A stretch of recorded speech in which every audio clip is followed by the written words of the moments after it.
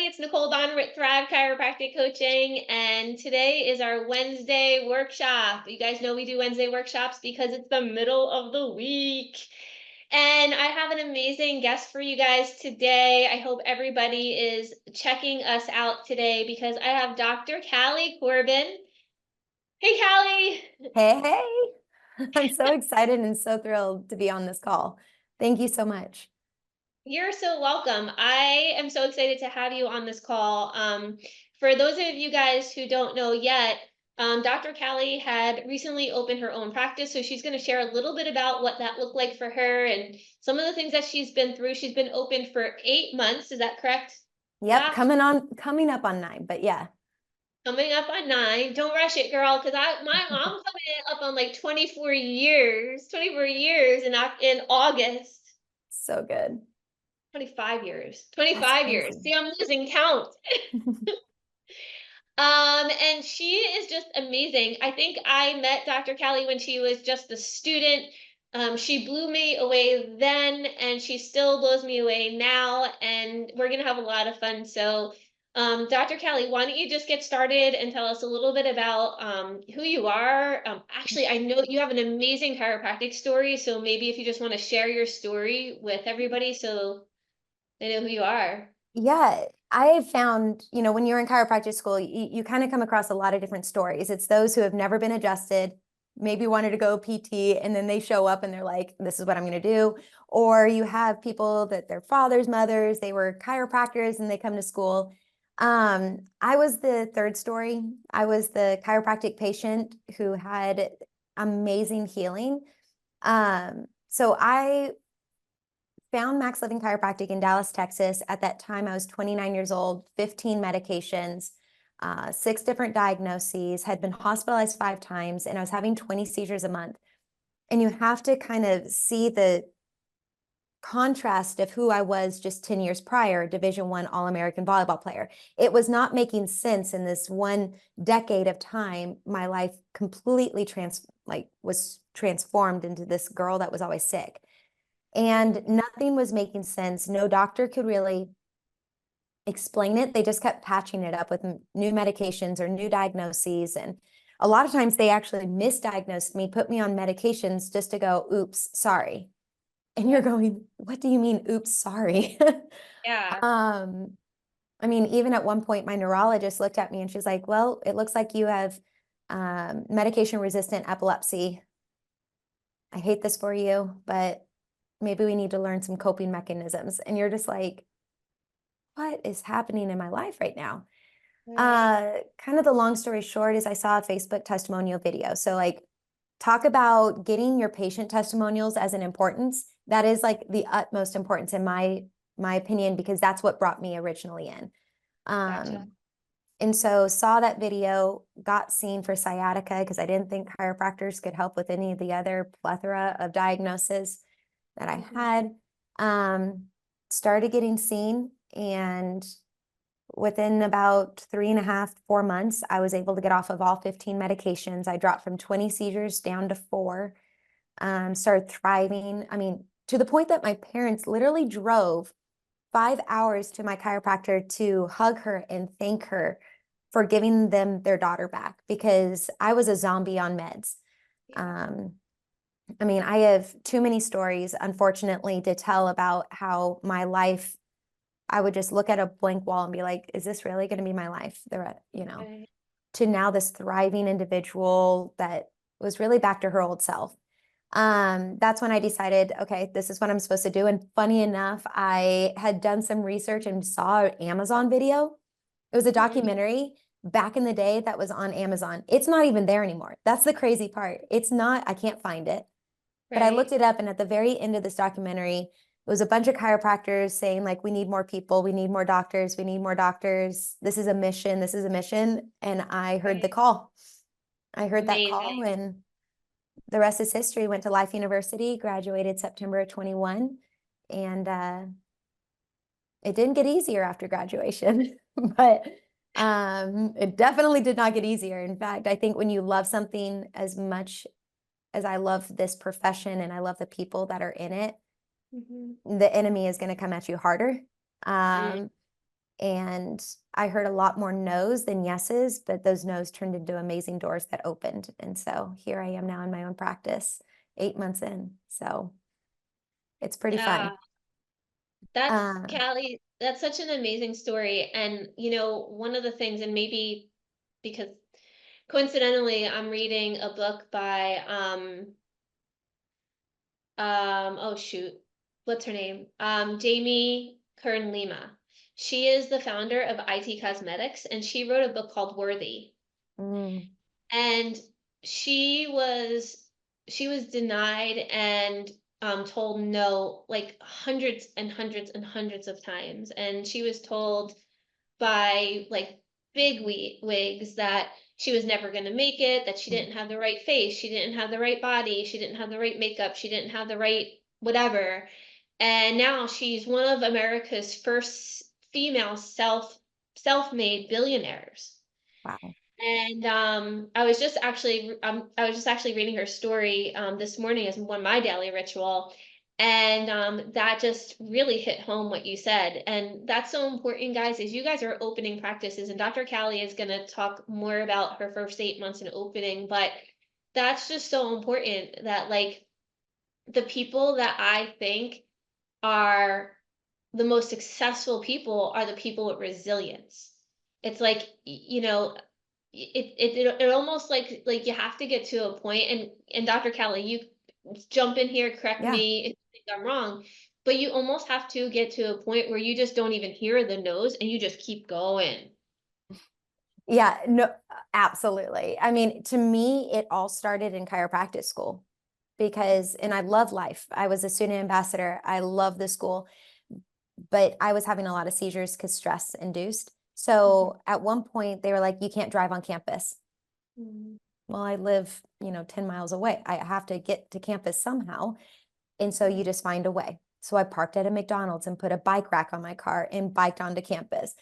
It was all of a sudden you have to have someone with you at all times when you're on campus. Otherwise, we'll have to involuntarily withdraw you because of just safety.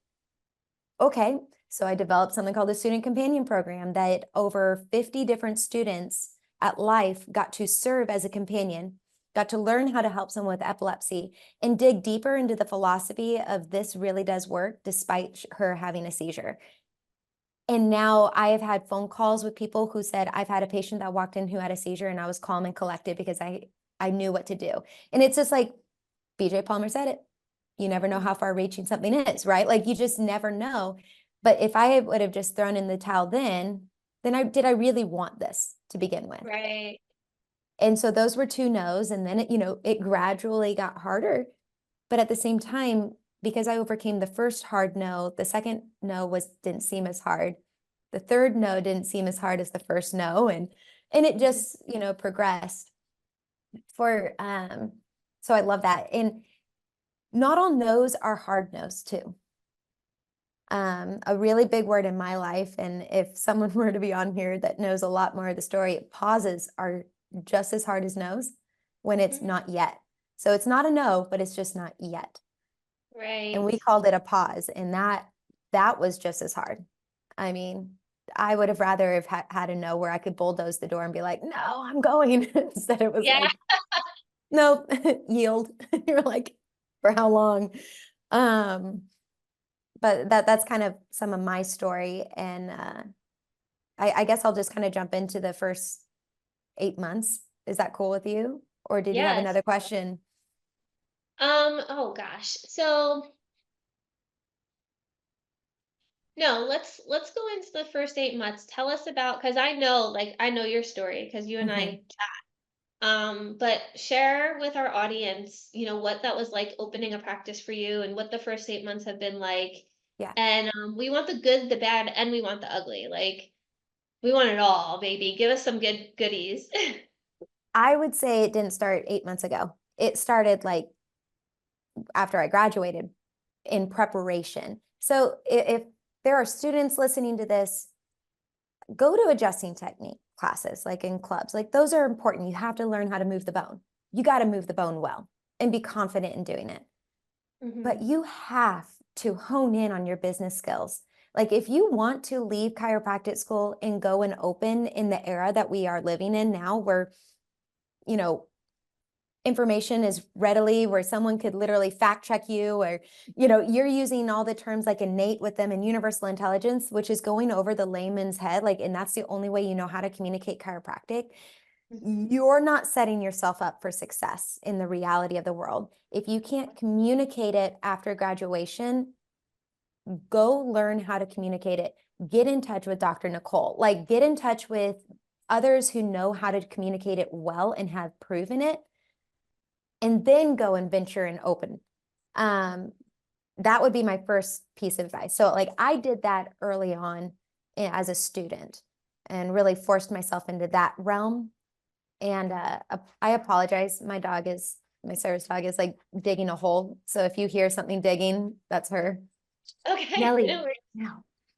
Um, Anywho, so learning how to communicate, that started, you know, years prior to opening. Honing the skills right before I opened, for about, I had a very short amount of time, but I was already in the city where I was going to open. But normally about 2 months prior to open, that's when you're in your black hole. You know, the black hole is that I'm trying to get patients on the books so that when I open my office, like the doors day one, I have people coming into the office. They're on the schedule. We have the ball rolling. It's not doors are open and now I go and find patients. Right. Yeah. That's not how it works. Just because you put your shingles up and your name's on the door does not mean patients are just going to drive by and be like, oh, chiropractor, I really wanted to go see one. It's Yeah. not the reality of the world. And as much as I love Facebook and Instagram and social media and getting people in that way, again, you got to put boots on the ground. Thank So you. Yeah.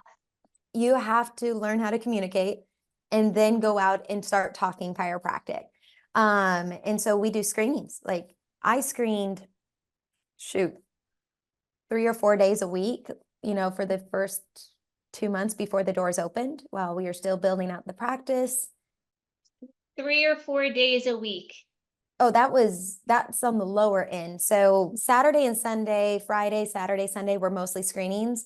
And then during the week, I was setting up lunch and learns. So I was at least in 1 to 2 businesses a week, just doing a 10-minute health talk for a dentist office or a real estate office and just introducing myself. I got involved with our chambers. So I'm part of 2 different chambers. Some people choose, you know, other types of networking, but those were kind of my bread and butter. So when I opened the door, I had 120 patients already on the books. Like, you don't have to Callie, have you beat that many. me. You beat What? me. I only had 90 when I opened. That's amazing. No, but that's amazing. Like, that's amazing. Was I a little over ambitious maybe? Sure, because let's be honest. Okay, you get 120 on the books. Are all 120 going to walk through your doors? Of course not. Especially if you met them 5 weeks ago, you know, 6 weeks ago. So probably if I remember correctly, and I'm a stats person, it was probably more like we saw 105 of the 120. Like they actually came in and went through, and now I'm part of Max Living. So we do have a process. It's like a day 1, 2, 3 type of situation. Yep.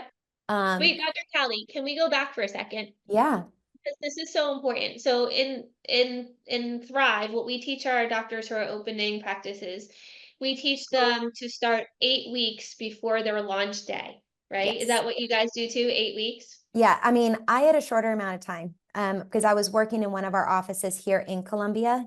And so Okay. I was still working there full time when I started screening and doing some Okay. things. And then about 4 to 5 weeks before I opened the door, that's when I was no longer at the office. It was Okay. setting And guys, get this, like I'm getting close to the camera here because this is so important. Like understand what Dr. Callie is saying. She did 3 to 4 spinal screenings a week on top of 2 or 3 outside talk lectures to different groups, clubs, organizations in her community, and joined 2 different chambers. And it's, on Monday, sorry, Dr. Callie, I hope I'm not hijacking your No, your go you could talk. so So Monday, if you guys remember, we did Mindset Monday, right? And Mindset Monday, what did we talk about? We talked about planting seeds. We talked about planting seeds on Monday, if you guys remember. So what we said on Monday was a farmer doesn't plant like one seed and he doesn't sit there and just wait for it to pop up. No, he plants seed after seed after seed after seed after seed, one on top of another. You just go and you go. And then what happens is you start to see the fruit.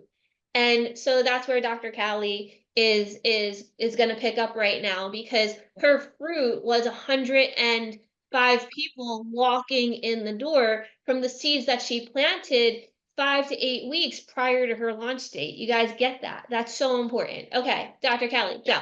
And the biggest part about that and is like, I had to start thinking outside the box. I'm in a unique situation here in Columbia. There's a lot of doctors. I'm not going to get into the nuance of it, but there's a lot of hungry doctors within our little network here because we have 4 offices. And so like I could have, and I'm not going to lie, there were days that I'm like, this is so infuriating.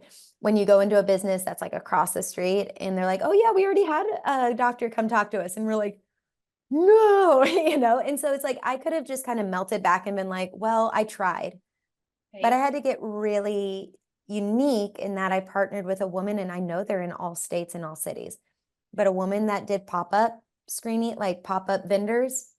And I Okay. said, hey, I have a big parking lot in my new office. Like, how about we do a grand opening event? And I didn't have to do any of the vendor. Like, she did that all because that's not my lane. I don't want to take on that responsibility of finding vendors. Yeah. So I had fireworks for that. Good job. I don't know if you saw that. How'd you do that? I don't know. I don't know, but that happened. That was fantastic. That was Um, perfect. thank you, Skype or Zoom or whatever. So she did all that. That my brain was focused on the practice opening in 4 days, because we did it the weekend before Monday open. Okay. But that meant we had vendors, we had cars driving by, and people were able to walk into the office. We did like a fake ribbon. I mean, it was a real ribbon cutting, but like people came in. We got 10 patients just in I think it was like a 2-hour thing, Mhm. because you just have to have those conversations. So all that aside, so we open the doors, and it really is like, I think Mondays we do 2 shifts. So like morning, it was 3 hours, and it's just 30-minute increments of new patient, new patient, new patient, new patient. Mhm. I stay late after that shift to do a team meeting, even though it was just me and my chiropractic assistant, like 2 people. We Mhm. still had our team meeting. Just because it's just you and one other person, you still team meet. Absolutely. Even if it's a 5-minute meeting, Yep. 10-minute meeting, we use that time to train it so that she felt comfortable and confident because it was new for her. I do all my x-rays, I do all my notes. I never left the office with a note or an x-ray undone, and that is still the standard in the office to date. No one leaves the office unless the notes and the x-rays are done, because that's excellence, in my opinion. Mhm. When you leave the office with x-rays and your notes to still be completed, that is going to build and build and build, and you are just going to be inundated with work. And those are the things that, guess what, as a chiropractor, that should be the last thing on your mind. Yeah. Like, that's just hoops we jump through, right? Like, those are those homework assignments back in chiropractic school that you're like, do it to pass the class. Like, we do those things and we do our due diligence on it, but you are a chiropractor, you move bone and you talk to people and give hope and healing. Notes and x-rays should not build up. Get it done, stay late. You will thank your future self will thank your past self. Boom. I Sorry. love that. Your future self will thank your past self. Yeah. It's amazing. Um, but so we open the doors, or I open the doors, and I'm telling you what, that first 4 weeks challenged the crud out of you, Mhm. because unfortunately, I think a good doctor should be scripted, and I don't mean verbatim, by the way. I want to be really clear. I don't mean you say the same thing with every single patient. That's not what I mean. But in your head, you should have bullet points that you are talking on in your initial consultations, because you want to respect their time, and you will sound a lot more confident it's a conversation, that consult, but you should have your bullet points of like, we need to check on those symptoms. And then we do, we get to why they're really here, and you do your nervous system talk, and then exams. Like, that's always there. Right before I opened, an email, our emails within Max Living Corporate got hacked. I don't think I told you this. And No. someone sent an email saying like, these doctors use scripts and they used pornographic images, and it went out to all 120 of these new patients Oh my goodness. on the Friday before I open. And so I walk in on Monday. Some of them went to junk mail, thankfully. And we had an email that got sent out saying like, please disregard or whatever. But in that first 4 weeks, I had people sitting in front of me that went, is this part of your script? Are you Oh, scripting me right now? And it's interesting because I, in the moment, never got defensive. Surprisingly, like you can get really defensive, but instead you turn it around and go like, no, this is not part of the script. And it's kind of a laugh, like, this isn't a script. This is your life, right? mhm, Like, and I always told that, like, no, this is your life. I'm talking to you about the migraines that you've been having. mhm, And you bring it back to, I'm talking to you about those migraines because you just said that you were unable to go to your grandchild's softball game because you had a migraine. mhm, I don't have a script to talk to you about that. This mhm, is just human interaction. Because when you are so set in principle, mhm. no amount of bad comments, no amount of, I mean, they stink, and no amount of people that are trying to break you down, like, you're confident in, if this person wants to get health and healing, this is the place for them. But if they don't want that and they just want to have arguments, then this is not the place for them. And even as a new chiropractor, it was hard because you're like, but that's a new patient and I work so hard to get them. I will falter in, I just want everybody to commit to care. And you're going, but wait, my integrity is now at risk here. Because if I just am going to say, yeah, I'll get you out of neck pain. Yeah, no, don't worry. Yeah, okay, the scripting thing, whatever. But like, I'm just going to get you out of neck pain and low back pain. You are lying. You are lying to them. You are Mhm. lying because out of fear of you trying to run a practice. Yeah. And it's going to come back to bite you, because what if they don't get out of pain? Yeah. Like, So guys, this is how actually this is how I had the opportunity to bring Dr. Callie on to our Wednesday workshop. I don't know if you guys remember, I don't know, what was it, about a month ago, mhm, Callie, or so, yeah. whatever. Um, I personally had gotten the question, something on Facebook or something like that, is, do you as a chiropractor treat, my neck pain, or can you treat my neck pain? And so I posted it out there for kind of all chiropractors to answer, is like, how do you guys handle that question? And and Dr. Callie, there were chiropractors that were commenting on that post that have been in practice for decades. And I think Dr. Callie's response was like one of the best responses that I've ever heard. I love the way that she handled it.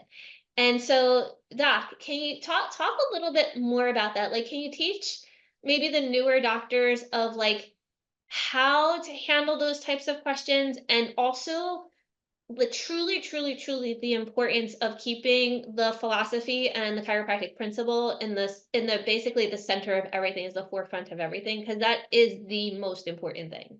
Yeah.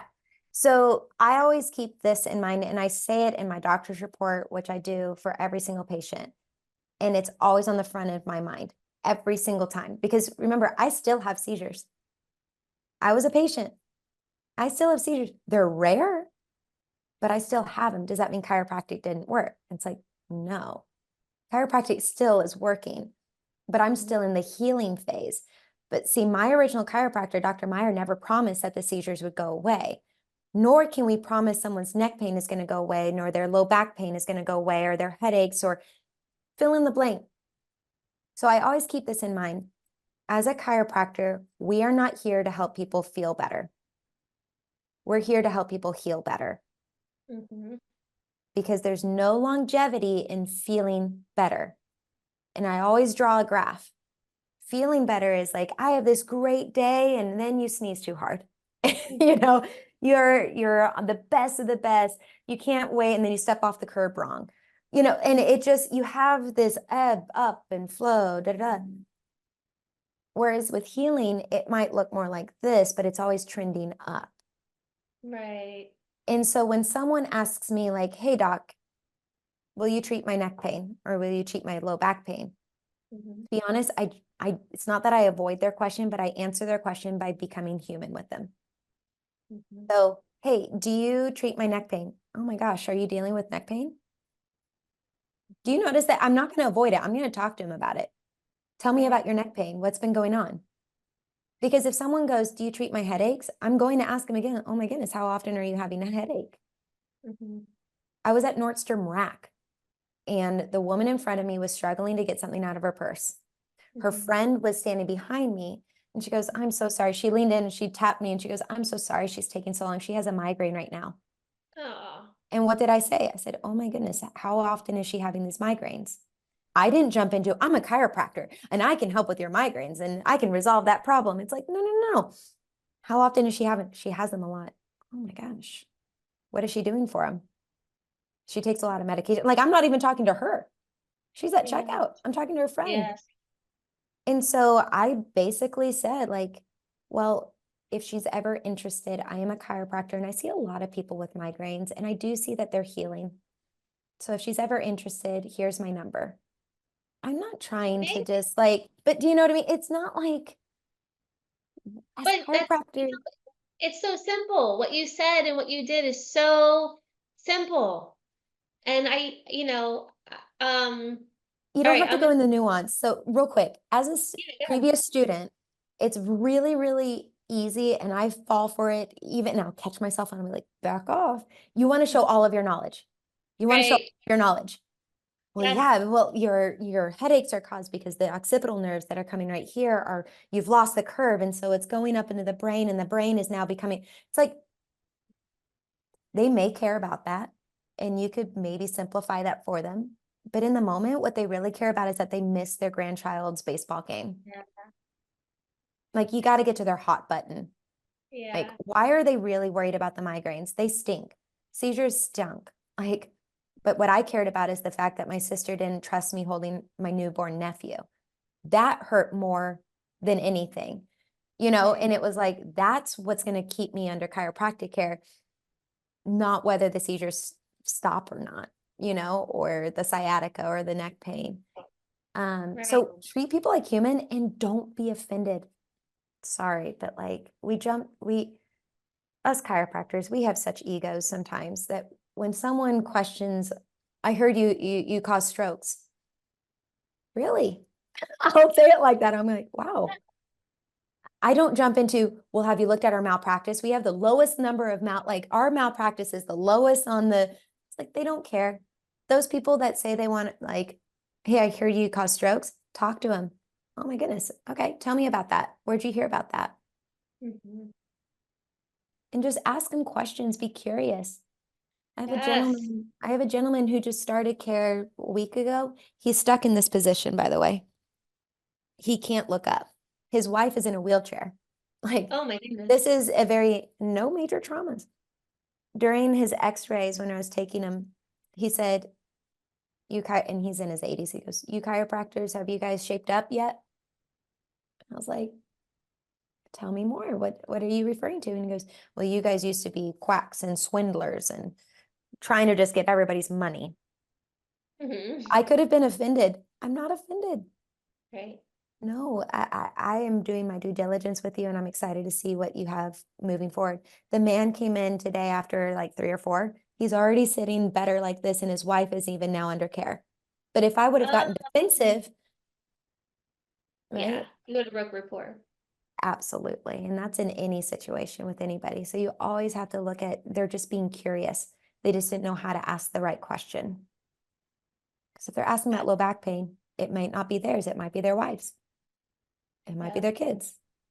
Sorry, I didn't mean to cut you off earlier. What were you going to say? No, it's okay. You didn't. And shoot, I don't even know what I was gonna say, Doc, but ooh, all I say is like, guys, I hope you guys are like taking notes as Dr. Callie is talking because this is gold. Like what she is teaching you guys in communication right now is it's absolutely priceless, Dr. Callie. Thank you so much. Not a problem. So you said the dirty and the gritty as well of opening, right? Oh yeah, So give us some dirt. I'm gonna be honest, like we just hit 2 weeks ago 200 in volume a week. Okay, so 8 months open, 200 in volume. And it took a lot of time, but it was mindset. Look, I was still going on a screening. I was still doing lunch and learns. We were getting commits, but I plateaued. And there were days that, especially early on in the first month, where I sat in corners of my office and everybody's gone. It's maybe 2 hours after shift is done. It's like 9 p.m. or something. And I just sat in corners of the office, just looking around like, Lord, like, am I doing the right thing? Like, was this the right option? Should I have stayed as an associate? Should I have done something different? Should I have opened somewhere different? Because my situation is really unique. And, you just start questioning things. It's not bad to question things. It's when you linger there. And I would Mm, say in my second quarter of open, I had the biggest dip in my mindset because things were not as progressing as quickly as it was on the front end. mhm. Because all of a sudden patients were moving out of what we call corrective care into maintenance and they're not coming in as a frequent. And so all of a Mm, sudden you see a dip in the amount of adjustments per week and you're like trying to just keep up and you're feeling like you can't get your head above water and you're just sitting in corners of rooms still going like, can I even pay my CAs this month? And you start questioning. And I lingered there way too long. I'm just gonna be honest. I lingered too long to the point that then it led into this doubt. So mm, questioning is one thing, but when you linger in the questioning and you don't have that resilience to go, no, shoot, I got 120 on the books within 4 weeks. Girl, get bootstraps, like get mhm. back up, go out. When you linger there too long, it turns into doubt, and doubt will crush your Yeah, motivation to do anything. absolutely. And it will keep, and your patients will take notice too. Even Ab- if you have the best acting skills all day, it took me finally, of all things, really to start running. And I really mean running. Like I actually started running again. Not Okay. again. Let's be honest. I was never a runner. I was a volleyball player. I was a sprinter. Running was what we did as a discipline. Like, oh, you guys got in trouble, go run. Like, right? And here I am basically doing the punishment. Because what I learned with running was that you can always try to do your best. It just may not be the best you've ever done. But when you're Mm, trying to do your best, it's going to be the best you could do. And that's all you can ask of yourself.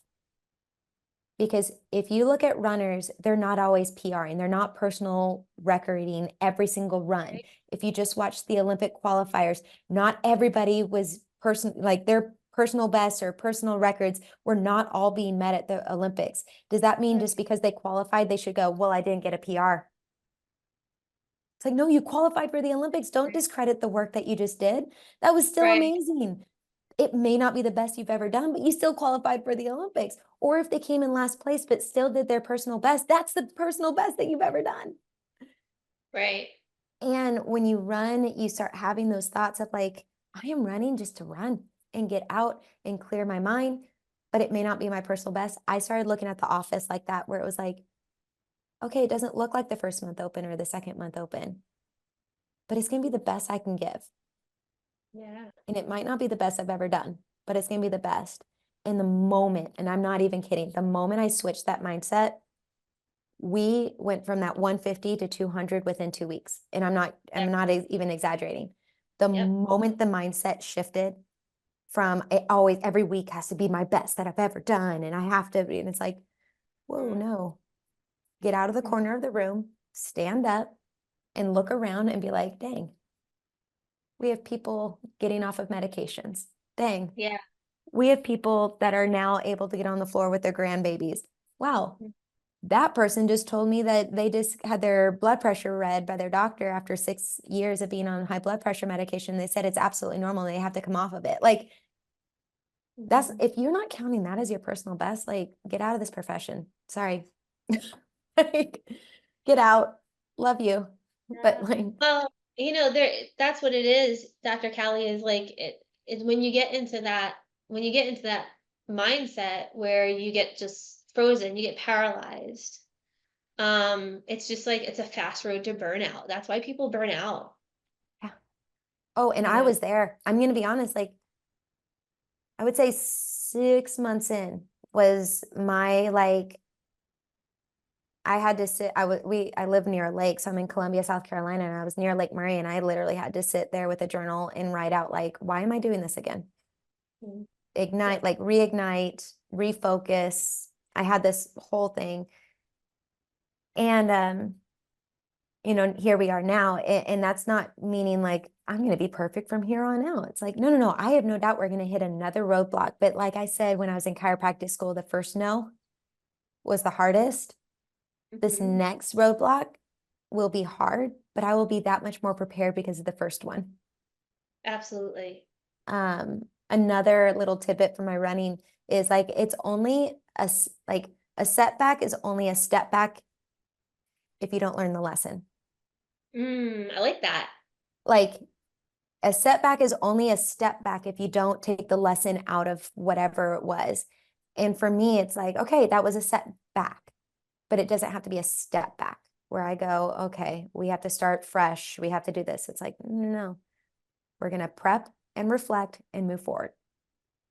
And to kind of summarize what the whole talking with patients is, when you get into that mindset, everybody is a patient then. Mhm. That person at Nordstrom Rack, because I was still in a certain state of mind, I was able to talk to that patient. Yes. Dude, Say that again. When you what's get that? into that mindset, everyone is a patient. Yeah, when you're in a certain state, Powerful. everybody is a patient.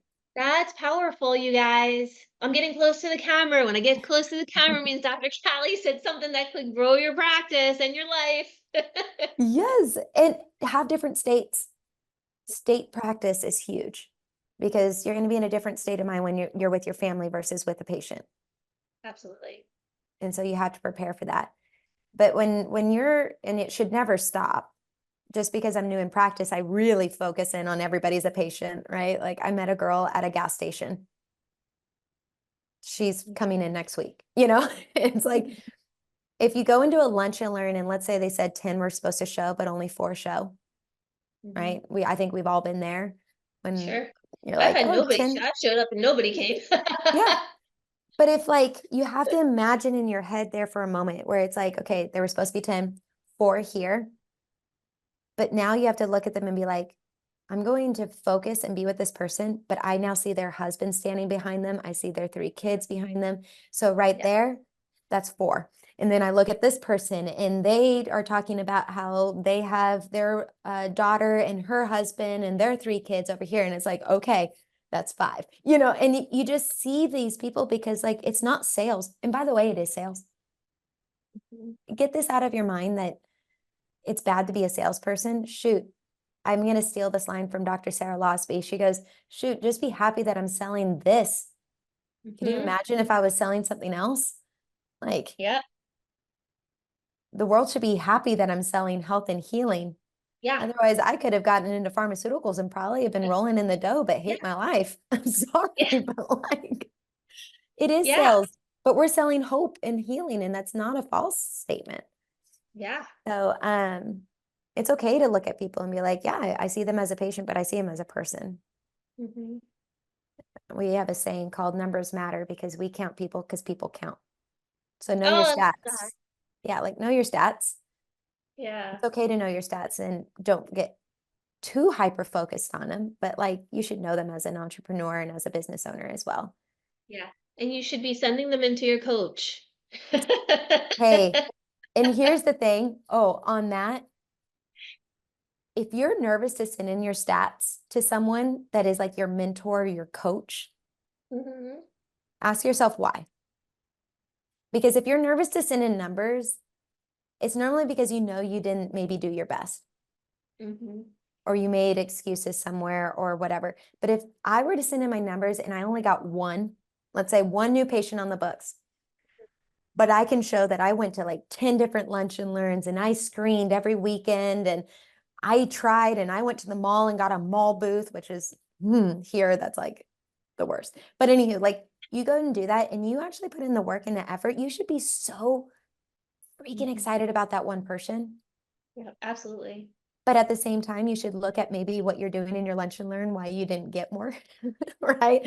But that's why you have a coach. That's why you have a coach, is so Like, your coach can look at those stats and say like, all right, you're really strong here. Keep doing that. And now let's work on this. yeah, I That's had what gets you. so we train in ours so when you go to open, you train with like a group of 5, 6, 7 other doctors in Columbia before you go open. Uh-huh. And you have to, on Tuesday mornings, you go in and you put your stats on the board. You put it in like new patients for the week, commits for the week, collections for the week. You put them all on there and everybody puts it up there. And there's nothing like some humility in that moment of when you think you did great and you should still feel like you did great. Mhm. And then you see someone that did maybe one more lunch and learn or one more screening and you took that day because of whatever. And it's okay to take days off, by the way. Your Mhm. life needs balance. But they got like 5 more than you. There's Right. that little bit of competitive edge that, Uh-huh. like it's okay to have some competitiveness. But all in all, when you first open, sorry, I go on tangents, but like when you first open, give yourself grace. It's Mhm. okay to question, but don't linger there too long because then that's when you could lead to burnout. But see Absolutely. everybody as a new patient, every single person. And the last thing I would say is like, don't pre-qualify. So that is a sales term. Some people know it, some people don't. It comes from the days of people who went door to door, Mhm. right? Um, Those are my days, Dr. Callie. That's how old I am. yes, yes. Don't you think that because I've been running in my neighborhood a lot of neighbors have seen me. Don't you think I'm going to actually print off some stuff and put things in the mailboxes and stuff? I'm thinking about it. But like pre-qualifying meant like a vacuum salesman or something back in the day, they would walk up to a house and determine if that person's going to actually buy a vacuum or not based on the look of the house. Right. You're already pre-qualifying them. So Yeah. the moment that you see someone and you're like, everybody's a patient, and you see that one person that you go, well, could they even afford care? Yeah. They do this. I don't know. You're pre-qualifying, meaning you're taking that choice and that decision out of their hands and you're making the decision for them. Absolutely. And you have completely like put an obstacle in your mind. Mhm. Um, I say this about like I have single parents in my office and they have kids and I know our care it's I wouldn't say it's exponentially expensive, but I mean, I know it takes a lot for a single parent to pay for it. Mhm. You better best believe I'm like, hey, we do discounts for kids, we do discounts for your family. I'm Mhm. not going to hold back just because I know that they might be struggling financially. It's give them that option. Mhm. Don't pre-qualify. Absolutely. And that's at screenings too. Ask Absolutely. for every 100 asks. Do you want to get your spine checked? Do you want to get your health checked? Do you want to get your nervous system checked? For every 100 is probably 10 are going to stop. Mhm. But if you don't ask at all, none are going to stop. True statement. Absolutely Al- true statement. Also, when it comes to screening, don't sit down. Biggest pet peeve. I'll go to the same screenings as some local chiropractors and I'll see Uh-huh. them and they are on their phone behind the desk or Uh-huh. behind their table. Meanwhile, I'm out front. Do you want to get your spine checked? Do you want to get your spine checked? Like if I'm going to spend 3 to 4 to 5, 6 hours, you better best Uh-huh. believe I'm going to spend it trying to get patients, not sitting on my phone behind the table. They're not going to On the walk lawn up to you. chair. Yeah, they're not going to Or on the walk up lawn to chair. you. I can assure you.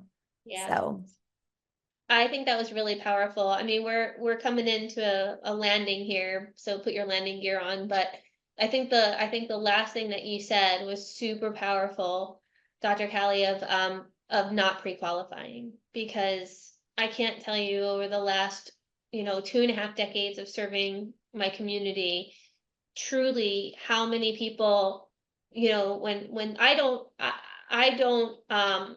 I never give away care for free, ever ever.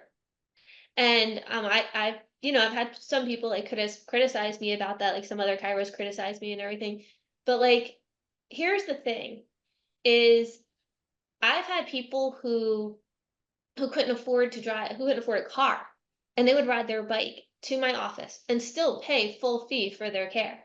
And they Yeah. would figure it out. They would find a way.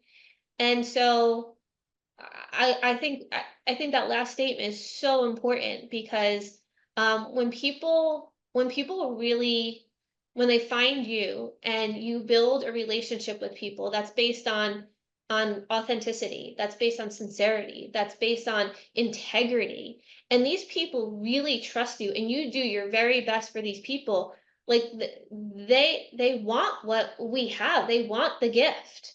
They want the gift of healing and they find a way to do it. And I couldn't agree with you more. Amazing. I have a standard of you don't change your recommendations. Absolutely not. No way. Hypothetically, if I said you need 24 adjustments and this is what it's going to take, and then we'll move you to maintenance, however your verbiage is, Yep. and they go, that's really expensive. I don't think I can afford that. What if I Mhm. just come in for 18? No, it's 24. Yep. And And you're doing the right thing, and that's what's called integrity. mhm. I had my first bad review from a patient. No joke. I had my uh-huh. first real bad review, like written on Google, the Googles. Uh-huh. And she was a patient who was a little bit of a pistol, I'm not going to lie. She was Mhm. when I met her, high Uh-huh. maintenance. But she said, let me go home and talk to my husband. She came back and said, he said, I can only give you $1,000 worth of care. That was not Mhm. my original, that was not the recommendations. And she Mhm. goes, so can we do that? Mhm. No. And I explained as to why. I said, look, that goes against my integrity as your doctor because see, if it was only going to be $1,000 worth of care, I would have given you $1,000 worth of care. But it's Mhm. going to be more than that. And I think all patients deserve to reach their goals, not just me earning $1,000 from you, Mhm. because that's more important to me than $1,000. And this was Mhm. early on in practice. Like I internally, I'm like, I really need that $1,000. Uh-huh. I really needed that. I really needed that. Yeah. But my integrity kept me from collecting that. And her review was that I was a used car salesman and that Mhm. I have to talk people into care or something like that. Right. Well, because I didn't accept your money, I'm a used car salesman. That doesn't Right. even make sense. Like your review I know. doesn't even make sense. I know. But the thing was, I cannot accept her $1,000 when I know, just as you explained to your patient who rode a bike, they paid the full fee for their Mhm. care and they are Mhm. making sacrifices in their life to be able to meet that care. What a slap in the face for me to accept $1,000 from this person when Mhm. I then didn't do that for someone else. Mhm. Like, do you kind of see what I'm talking about there? Is that Totally. like honor the person, like talk Yeah. with them and work with them. Like I have truckers, they don't have normal schedules. We have to work around the normal schedule. I can do Right. that, but that was my original recommendation. I'm not going to Right. change it to meet what they can or cannot do. That's that pre-qualifying. But say, I'm telling you, they need you more than you need them. And that's not a cocky statement. That is a confidence in knowing that the adjustment is worth $1 million. One adjustment. One Yep. adjustment stopped seizures for me. I would have paid $1 million. Mhm. You really would have paid $1 million to be able to hold your nephew. That's really what it Oh, is. easily. And the Right. word, I mean, yeah, there's a story behind that, but like, yeah. So new doctors just, and I'm still a new doctor in practice, but like stay to the integrity, to the principle, Mhm. because the moment you falter, I'm telling you what, it is like a deck of cards. Mhm. Because the moment you tell someone this, they're going to come back and be like, I still have headaches. You Mhm. said you promised, or you said you would. Mhm. Mm. Mhm. And if you did, you know, Same. Yeah. but also with the money part, be integrity, like show integrity in it. Yeah. Amen. Girl, we could probably talk for hours, and I am absolutely going to have you back on another Wednesday workshop. Anytime. Awesome. Anytime. Love it. So, all right, you guys, let's wrap this up because I'm pretty sure we went over our allotted time, but that's okay because this was amazing. And Dr. Kelly, thank you so much for spending time with us today and my group of chiropractors. Thank you for contributing to these new doctors that are opening their practices. Thank you for contributing to our profession in one of the most elegant and graceful ways I've ever seen in communication. It's amazing, and I just wish you the best of luck. And let's absolutely, I'm going to stop the recording now. But guys, don't worry. You guys give Dr. Kelly a lot of love. And if you give her a lot of love, I think she might come back and do some more for us. I'd love to. I'd love to. What an honor. Amazing.